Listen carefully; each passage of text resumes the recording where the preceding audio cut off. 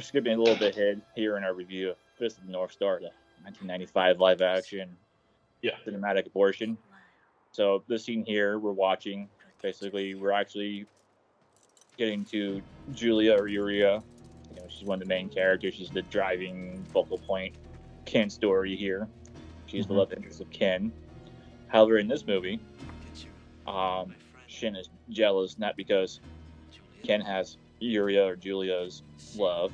He is jealous because he can't have Ken for himself. So, are you telling me that Shin is actually gay in this movie? That's not at all what I'm trying to tell you. What I'm trying to tell you is all these homoerotic undertones.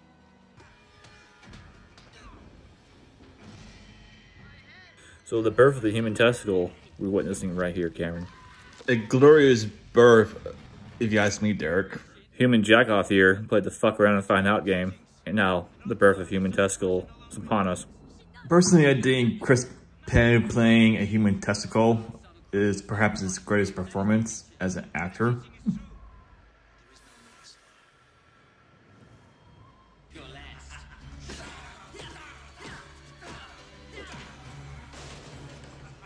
All right, as I mentioned before, testicle senses are correct. Kenshiro is in fact coming, as we see in this fight sequence here, which is very terribly choreographed.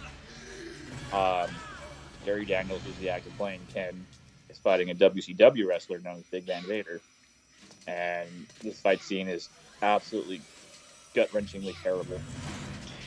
Well, it's like the WCW itself. It was gut-wrenchingly terrible just to watch, so you can't expect any better from its actual wrestlers. There is a lot of WCW tropes in the shitty movies. You got the finger poke of doom, you got this big fat ass here, and then you'll see some more wrestling tropes in the final fight upcoming. I wonder if the WCW funded this movie. Who knows? There's they have like a lot of wrestlers, people with wrestling backgrounds as extras, or to make short like scenes, like the Van Vader dude here. Because The Rock's first solo movie, The Scorpion Kick, that was partly funded by the WWE itself. It was, and it was shitty. Yes, but at least The Rock was awesome. None of these wrestlers have the charisma or the talent Dwayne Johnson has.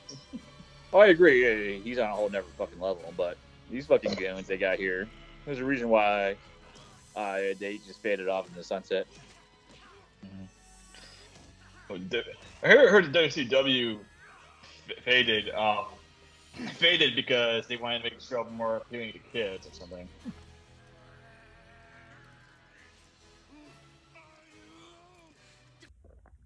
So we've seen some human testicle foreshadowing here. He's using his testicle senses, and he's detecting the arrival of Ken. So I'm going to go a little bit off script here. All right. So anyway, so the fight sequence here with Ken actually raiding the fortress of Shin. This intertwines, or it bounces back and forth between this fight sequence and Julia facing off against Jackoff. And this is actually by far the most convincing fight sequence of the movie. It's actually a pretty well done fight sequence. You know, if most of the movie was shot this way for its action scenes, it would actually be a passable fucking action movie. Well, the way this sequence is shot, it's actually, well, it's convincing. I want to say it's great, but the movie was shot like this entirely. This could have been something like Hero or Punching Tiger, Hidden Dragon if they removed. So we've seen some human testicle foreshadowing here. He's using his testicle senses, and he's detecting the arrival of Ken.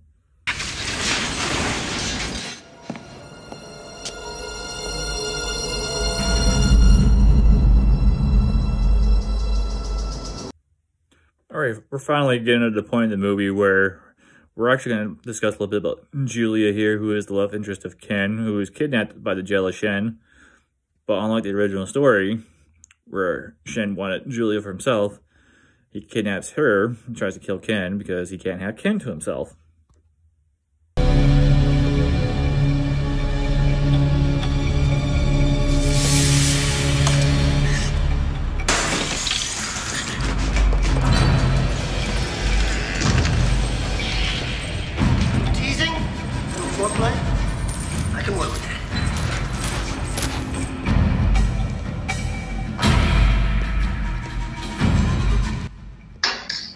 Alrighty, so we're at the 1 hour 10-minute mark here of the movie, and this is actually the final fight sequence.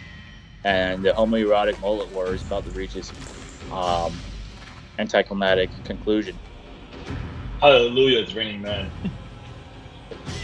Well, it's going to be raining a lot of things here in a minute. Oh yeah, blood, baby oil, maybe some piss and semen. All of that. Alright, so Cameron, as you can see here, Ken and Shin begin a great mullet war here, which again is motivated not by Shin's desire for Julia, but his jealousy that he can't have Ken to himself.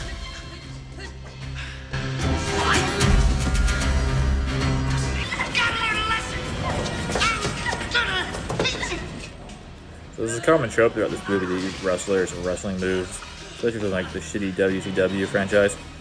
So here, Shin's gonna use this sinister finger poke of doom, which again imitates an incident from WCW wrestling back in the late 1990s.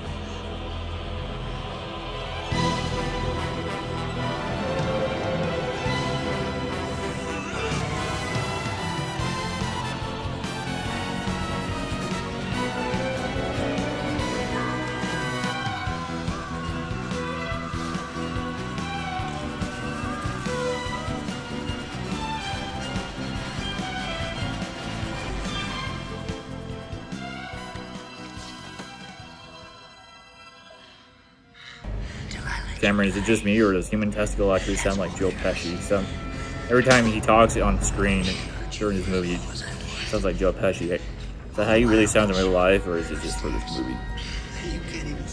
Well, Derek, Chris Penn does sound like a discount Joe Pesci. That's just his normal speaking voice. You ever seen the movie Reservoir Dogs? It's pretty much the same, except he's under the guidance of a bad director as opposed to Quentin Tarantino in that movie.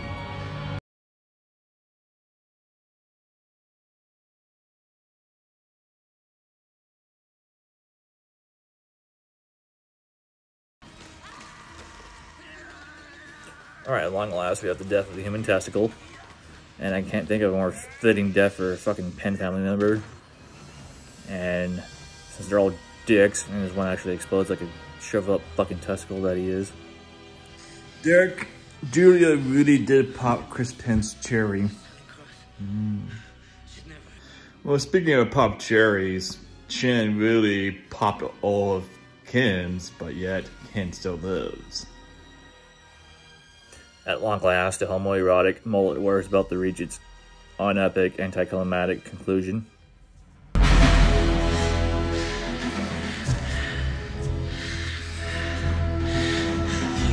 Life, Shin. You ruined all our lives. All this was my vision. Julia, she had nothing to do with it. Nothing. She's alive.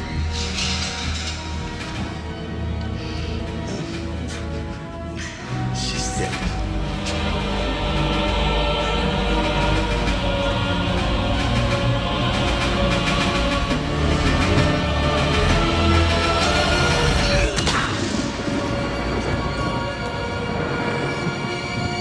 Alright, so we're at the end of the fucking movie finally. And this is the death of Shin. And he's about to take a bionic fist to the face. Which, from my understanding after watching this whole goddamn movie, he enjoys getting fisted every so often.